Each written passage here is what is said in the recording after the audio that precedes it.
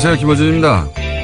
어제 스페이스X의 로켓 펠컨 헤비가 테슬라 전기차를 화성과 목성 사이에서 태양 주변을 도는 궤도에 올려놨습니다. 그리고 추진체 양쪽에 달려있던 부스터는 계획했던 착륙 지점에 정확히 복귀했습니다. 그 복귀 장면에 저도 모르게 박수를 줬습니다. 사람을 흥분시키는 기업가 정신이라는 게 그런 거죠. 인간의 상상력과 가능성을 확장하는 도전 정신. 물론 돈을 목표로 한 경영도 룰만 제대로 지킨다면 비판받을 이유 전혀 없습니다. 우리 모두 먹고 사는 문제는 중요하니까요. 그런데 기업가 정신은커녕 룰을 제대로 지키기는커녕 오로지 자기 재산만을 위해서 편법과 범법을 저지른 이재용 부회장을 그냥 석방시켜버리는 판사. 그걸 또 옹호하고 자빠진 언론들을 보면 그런 생각을 합니다. 후져도 너무 후지다. 한편으론 다행이라는 생각도 들긴 합니다. 1000만 명이 넘는 사람들이 거리로 나와서 어렵게 만들어낸 새로운 시대의 모멘텀을 막아선 자들, 너무 후진데 힘은 아주 센 자들, 그들의 정체가 명확해졌으니까요. 꾀꼬리를 찾았다. 김어준 생각이었습니다.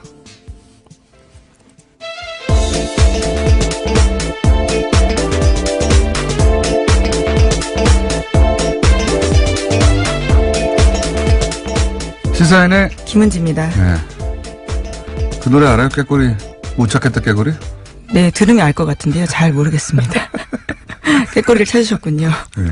못 찾겠다 꾀꼬리 몰라요? 네. 예, 알 것 같기도 한데요. 조용필 씨가 저 공전 히트 몇 년의 노래입니까? 예. 꾀꼬리를 찾았다. 누가 그러는지. 혹시 어제 스페이스X 발사 장면 보셨어요? 장면을 보지 못했고요. 기사만 봤습니다. 장면을 봐야 돼요. 발사 장면은 워낙 로켓 발사 장면이 흔하고 많으니까 그게 아니라 그 양쪽에 달려있던 부스터라고 네. 불리는 보조 추진 장치 있어요. 보통은 이제 그걸 버리잖아요. 그러면 그걸 회수해요, 그냥. 근데 걔들이 똑바로 서서 돌아옵니다. 네, 돌아온다면서요? 그 이야기 듣고는 깜짝 놀라긴 했는데요. 완전 감탄했어요. 예. 그걸 또 그냥 기업 하나가 해냈다는 게 부럽기도 하고. 근데 이 일을 한 일론 머스크 화성에 사람 보낸다는 거 아닙니까? 자기가. 네, 그런 목표를 공공연하게 밝히고 있습니다. 네. 그럼 궤도에 지금 올려놨는데 일론 머스크보다 이재용 부회장이 더 부자예요. 돈은 훨씬 많아요. 조선일보가 또 그 판사 덮어주려고 아주 기사를 썼더라고요. 인터뷰도 하고. 그 얘기는 또 갑자기 일기 시작하면 한참 길어질 것 같으니까. 예. 뉴스 꼭지를 읽으면서 그 얘기는 중간중간에 하죠. 예. 첫 번째 뉴스는 뭡니까? 네, 검찰이 이재용 삼성전자 부회장의 항소심 선고에 대해서 정면 비판했습니다. 법리상으로나 상식적으로나 대단히 잘못된 판결이다라는 건데요. 반드시 시정될 것으로 보인다라고 이야기했습니다. 영장심사나 구속적부심 등 수사 과정이 아닌 본안 판결에 대해서 검찰이 공개적으로 반발하는 것은 이례적인 일입니다. 이렇게 안 하죠. 예. 검찰, 변호사는 양쪽에서 공방을 벌이고 사실 판사가 심판을 보는 법정이기 때문에 검찰이 공개적으로 더군다나 2심 판결에 대해서 이렇게 조목조목 비판하는 거는 저는 본 적이 없어요. 예. 근데 굉장히 조목조목 비판했죠. 예. 네, 어제 국정농단 사건에서 장시호 씨에게는 2년 6개월 실형이 선고됐고 차은택 씨도 21억 원 횡령으로 3년 실형 선고됐다라고 하면서요. 이재용 장충기의 책임이 그 두 사람보다 더 가벼운지 묻고 싶다라고 이야기도 했습니다. 누가 그렇게 생각하겠어요. 예. 장시호 씨도 그렇고 차은택 씨도 그렇고 예. 액수도 더 적어요. 훨씬 더 적고 근데 풀려났고 이 사람들은 이제 감옥에 가 있는 거 아닙니까? 그리고 뭐 저는 다른 이야기도 다른 이야기지만 안정범 수첩. 그렇죠. 예. 본인이 스스로 본인의 생각을 적은 게 아니라 대통령이 한 말을 적은 것이라고 거기 내용은 전부 다 그렇게 직접 얘기하고 그 상황도 구체적으로 얘기하고 뭐 영차 독대에 대해서도 다 얘기했는데 다 인정이 안 됐어요. 다. 다른 재판에서 모두 인정이 되는데요. 유일하게 이 재판에서만. 그러니까 정영식 부장판사만 이것의 증거 능력을 부인한 겁니다. 말도 안 되는 겁니다. 다른 판사들 바보 만든 거예요. 인정하지 않을 수가 없죠. 실제로. 쓴 사람이 대통령 이야기를 직접 쓴 거라고 하고 실제 내용도 다 그 내용이고요. 자기 의견이 있는 게 아니거든요. 거기. 네, 그리고 또 실제로 국정에 반영이 돼서 실행된 내용들이 굉장히 많습니다. 그러니까요. 그걸 보고 어떻게 증거 능력을 부인합니까? 이 말도 안 되는 거고요. 그리고 또 뭐 언론에서도 다 여러 차례 지적했고 또 검찰도 얘기하는데 거기 보면 36억 원으로 이제 뇌물액을 어떻게든 축소하려고 쥐어짜잖아요. 쥐어짜다가 예를 들어서 말 탄 거, 뭐 20억짜리 비탄하나 7억짜리 라오싱이나 판결문에 보면은 그 말을 공짜로 탔는데 그 말을 공짜로 탄 이익은 계산하지 않았다. 네. 예. 탄 사실은 또 인정을 했습니다. 그건 부인할 수가 부인할 없기 수가 때문에요. 없으니까요. 네. 근데 이 말을 탄 비용은 그 계산이 불가능하다. 뭐가 계산이 불가능합니까? 실질적 피해간 거죠. 계산하면 돈이 너무 많아지거든요. 그러니까 그것도 빼버렸어요. 그리고 문영표, 우리가 그 다음날 계속 얘기했지만 문영표 전 이사장 같은 경우에 본인이 인정했거든요. 본인이 삼성의 승계 작업에 도움이 되라고 이거 한 거라고 인정해가지고 감옥 가 있는 거예요. 지금 유죄 받고. 본인이 인정했는데 이것도 빠졌어요. 그럼 이 사람은 왜 그랬습니까?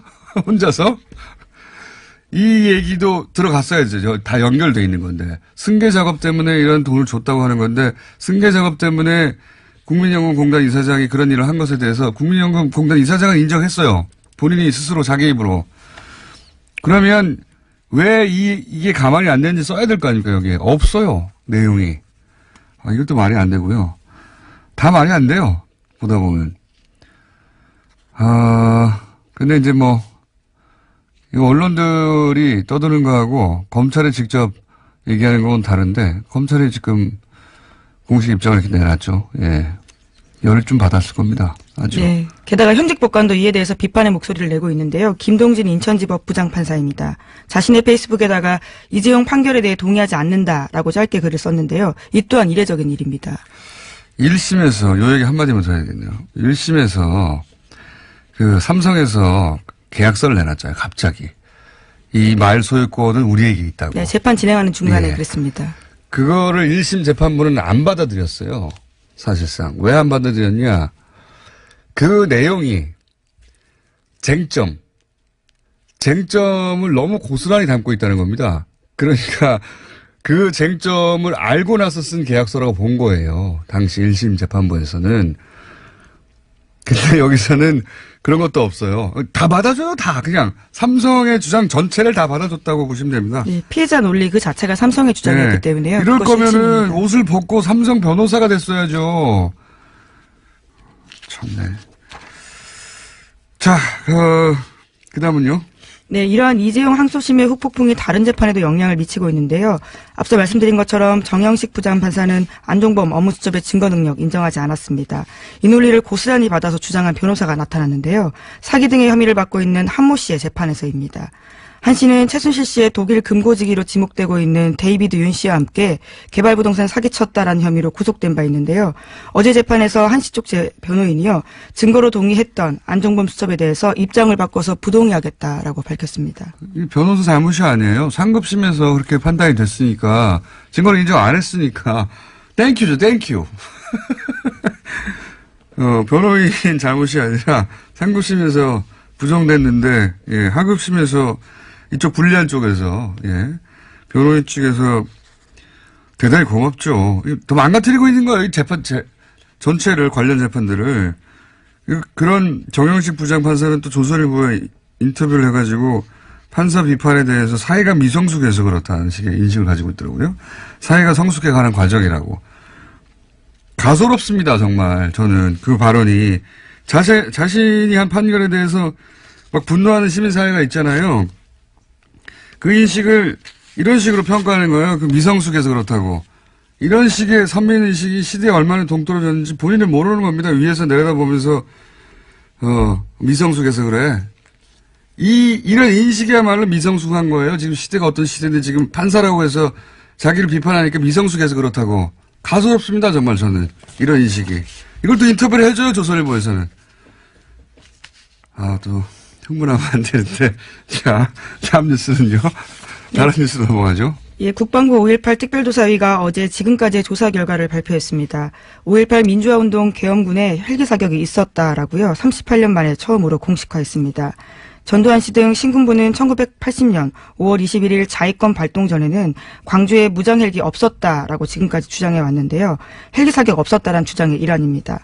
하지만 5.18 특별조사위원회 조사에 따르면요. 그해 5월 19일부터 이미 무장 헬기 3대가 광주에 있었다라는 겁니다. 그러니까 21일과 27일 헬기 사격을 인정한 겁니다. 어디다 대고 미성숙하다 그럽니까, 사회가. 자기 판사면 다 해요? 네, 5.18로 넘어왔습니다. 생각할수록 화가 나요. 자, 저는 이거 보면서 이 이야기는 뭐 수십 년간 있었던 얘기예요. 수십 년간. 근데 생각해 보시면 이게 38년이 걸렸어요. 너무나 명백한데, 더군다나 그 김대중 노무현 대통령 10년 시절에도 이게 안 밝혀졌어요. 이게, 뭐랄까, 지금 현재, 이제 이 생각을 하지 않을 수 없습니다. 지금 현재 뭐 국정원이나 각종 기관에서 여러 가지 이게 제대로 밝혀지는 게 쉬운 일이 아니다. 군 내에서 이렇게 내부자들이 조직적으로 은폐하려고 할 때. 그렇죠. 굉장히 이미 조작됐거나 삭제된 증거들이 굉장히 많아서요. 그동안 어려움을 겪었습니다. 이런 명백하게 건물에 남아있는 자국이 있고 본 사람이 수백 명, 수천 명이 넘는데도 이걸 밝혀내는데 38년이 걸리는 거 아닙니까? 이것도 완전히 밝혀진 것도 아니죠. 누가 쐈는지 누가 명령했는지도 나오지도 않았으니까요. 네, 어제 발표에서 그 부분이 빠져서 아쉽다는 평가가 있는데요. 이 또한 조사였기 때문에 강제할 권한들이 없어서 수사로 넘어가야 한다는 목소리가 커지고 있습니다. 그러니까 특조위가 뭐 수사권이 없으니까요. 지금도 역시 예를 들어서 뭐 세월호 특조위 다 될 것 같은데 보십시오. 헬기에서 총을 쏜 것도 기관총을 쏜 것도 38년 지나서야 공식적으로 국방부에서 확인해 주는 거 아닙니까? 예를 들어 세월호 특조위에서 모든 걸 다 밝혀낼 수 있을 거라고 기대하고 사람들이 이제 기다리고 있는데 여기도 역시 해수부나 국정원이나 그 진실 규명을 방해했던 그리고 그 정당의 의원들도 다 고스란히 그대로 있거든요. 이 쉽지 않은 일입니다. 예. 네, 세월호 특조위 2기 관련해서도요. 오늘 아침 한국일보 보도가 있는데 1기 때 이미 여당 추천, 그러니까 새누리당 추천으로 유족들의 반대가 있었던 인사를 다시 추천하려고 한다는 내용도 있습니다. 당연히 그러겠죠. 그때 그렇게 해서 방해에 성공했으니까요. 그런 생각을 합니다. 저는 이게 이런 일도 38년이 걸리는구나. 세월호도 또는 뭐 다른 사건들 4대강을 비롯하여 많은 사건들 이미 한 10여 년 세월 동안 4대강만 하더라도 10여 년까지 안 되고 한 7, 8년 이상 거기에 동조해왔던 사람들이 그 조직 내에도 다 있지 않습니까? 세월호도 마찬가지고요. 다른 사건들도 마찬가지고 그게 쉽지 않은 일이다. 관심을 계속 가져야 된다는 생각이 듭니다. 38년이 수천 명이 보고 탄 총을 쏘는 흔적이 빌딩에 고스란히 있는데도 그냥 아니라고 박박 우기면서 38년 보낸 거잖아요. 그 문재인 대통령이 이거는 반드시 밝혀내야 되겠다고 대통령의 의지로 밀어붙여야 간신히 쏘긴 쐈다 여기까지 오는 거예요. 그래도 아직 갈 길이 멉니다. 결국 책임자가 누구냐라는 부분이 핵심이기 때문입니다. 알겠습니다. 이게 과거의 일만이 아니라 지금도 그렇다 이런 생각하게 됩니다. 다음 뉴스는요. 네, 자유한국당이 어제 국회 상임위 일정 전면 보이콧을 선언했습니다. 자유한국당의 보이콧으로 2월 임시국회 일정에 차질이 빚어질 예정인데요. 자유한국당의 보이콧 결정은 강원랜드 채용비리 수사 외압 의혹에 휩싸인 권성동 법사위원장과 관련되어 있다라는 해석이 나오고 있습니다. 그랬겠죠. 예. 근데 이제 친박 의원들 불려갈 땐 조용해요. 예. 극명한 대비를 잘 비교해 보십시오. 친박 의원들 많이 불려갔어요, 최근에. 근데 권성동 의원은 안 된다 이거겠죠. 예. 근데 이제 검찰에서 독립적으로 수사를 하겠다고, 예. 춘천지검에서 다, 사건 파일을 받았다고 하니까. 네, 수사단이 꾸려졌습니다. 별도로.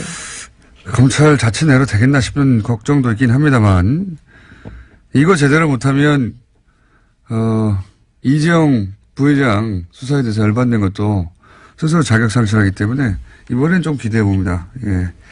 자, 다음 뉴스는요? 네, 요즘 포털 사이트에서 온라인 댓글 작업이 이루어지는 정황에 대해서 JTBC가 보도했습니다. 실제 댓글 작업의 일부에서 조직적으로 이루어지고 있는 정황을 제보받았다라는 건데요.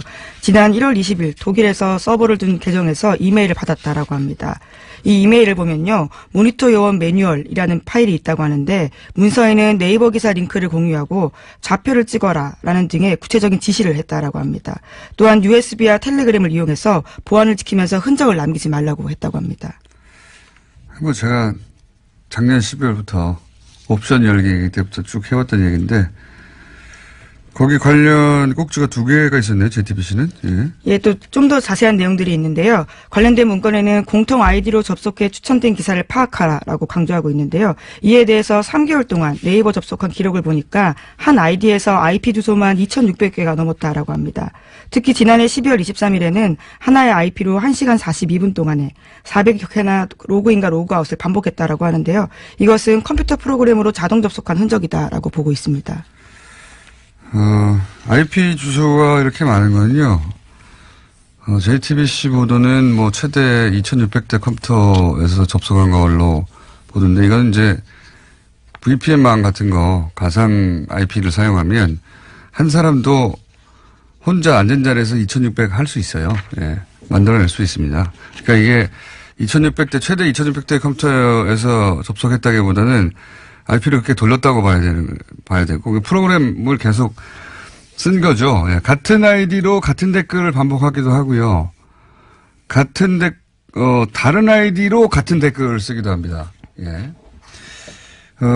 이게 옵션 열기 지적했을 때 작년 제가 12월 둘째 주거든요. 근데 이게 시작된 게 작년 12월 첫째 주에 본격적으로 시작했어요. 그런 이유가 있습니다. 그런 이유가 있는 게 작년 11월 말에 네이버에서 댓글 규칙을 바꿨어요. 예, 요거는 제가 좀 길어지는 얘기일 것 같아서 내일이나 셀프 미니 다시 한번 하기로 하고 제 전문 분야거든요. 이런 거 나올 거라고 그랬잖아요, 제가. 이거 프로그램으로 돌리는 거라고 이거. 근데 여기 이제 이게 중요한 포인트입니다. 모니터 요원 매뉴얼이라고. 이게 만약에 이 제보가, 저는 이 제보 메일을 보지는 못했지만, 구체적인데, 요원이 있다는 거예요. 한 사람이 아니라 계속 들여다보는 24시간 요원이 있다는 거죠. 예. 한 사람이 아니라는 얘기고. 그리고 공통 아이디로 접속하라는 말은 여러 사람이 작업을 한다는 거 아닙니까? 있다. 누군가가. 세력이. 예. 그 세력이 쓴 글들은 전부 다 정부 비판 기사예요. 예. 요거 관련해서 제가 이때까지 파악한 정황 가지고 미니 한번 하죠, 뭐. 자, 시간이 다 됐네요. 오늘 여기까지 하고요.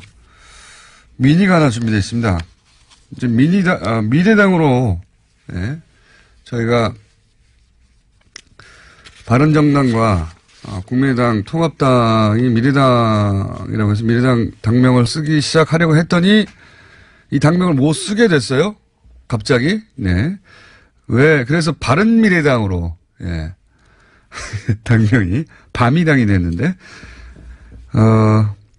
이게 어떻게 된 일인지, 이 미래당을 못 쓰는데 결정적 역할을 한 우리미래당의 김소희 공동대변인 잠깐 연결해서 전후사항 좀 들어보겠습니다. 안녕하세요. 네, 공장장님 안녕하세요. 우리미래의 김소희입니다. 네.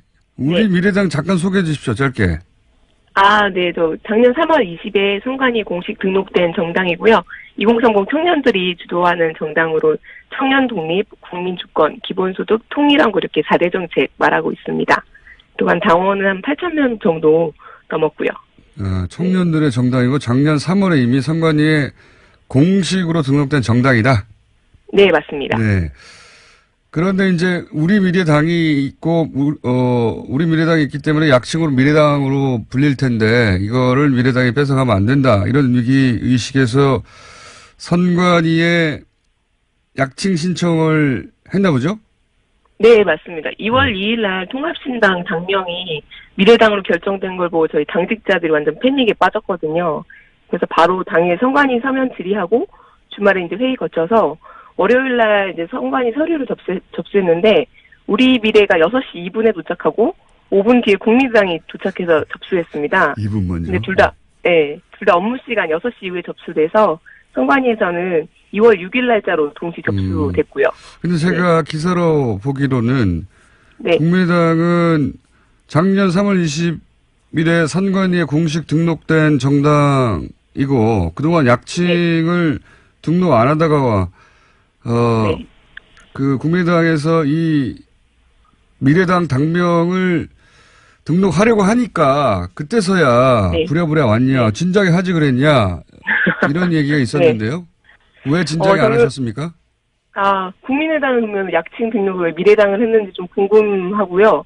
그리고 그 공장장님께도 여쭤보고 싶은 게 우리 미래당을 지지해주세요라고 하면은 청년정당 우리 미래인지 통합신당 미래당인지 구분이 가시나요? 우리 미래당을 지지해주세요 했을 때 그게 우리 네네. 미래당인지 그냥 미래당인지 구분할 수가 없다. 그건 맞는 말이에요. 네, 그래서 저희는 저희 종패 위기가 달린 정말 중요한 순간이기 때문에 알겠습니다. 그렇게 했습니다. 그전에는 미래당이라는 게 생기질 않았으니까 약칭 등록할 필요가 없었고. 다른 국민의당도 약칭이 없었죠. 그걸 미래당이라고 지으면서 우리 미래가 있는지 몰랐겠죠, 그쪽에서는. 아니요. 좀 몰랐다고 하기에는 저희 3월 20일 날 선관위 등록됐다고 했잖아요. 네. 제가 그날 행사를 하나 했는데 정책 토론회를 그때 안철수 대표님과 했습니다. 그 자리에 그때 우리 미래당에 오셨어요? 네, 오셨어요. 그때 김대동 자문위원장님하고 저희가 자문위원장님이 김대동 씨세요. 그래서 많은 분들이 보셨을 텐데 안철수 씨랑 김대동 씨랑 이렇게 카드로 그 사진은 먼저 있습니다. 살점 벌렸던 영상이 저희 행사에 와서 하셨거든요. 네. 그리고 그 10월 달에 국민의당 행사에 저희 정책팀장님을 초청하셨어요. 그래서 근데 모르셨다고 하면 저희는 할 말이 없습니다. 그렇군요. 몰랐을 리가 없는데 그렇게 정했고 그것이 이제 우리 미래의 존립을 위협하는 약칭 등록을 하지 않으면 안 될 절박한 상황이어서 어쨌든 결국은 우리 미래당의 손을 선관위가 들어줬어요. 네. 네. 축하드리고요. 네, 감사합니다. 그러면 이 덕분에 우리 미래당이 널리 알려졌으니까 안철수 대표에게 화한 정도 보내세요. 고맙다고. 네, 한번 검토해 보겠습니다. 네. 우리 미래당 소식은 다음에 한번 기회 되면 저희가 초대해서 들어보기로 하고요. 오늘은 전후 사정이 어떻게 됐나 한번 들어보려고 연결했습니다. 오늘 말씀 감사합니다. 네, 감사합니다.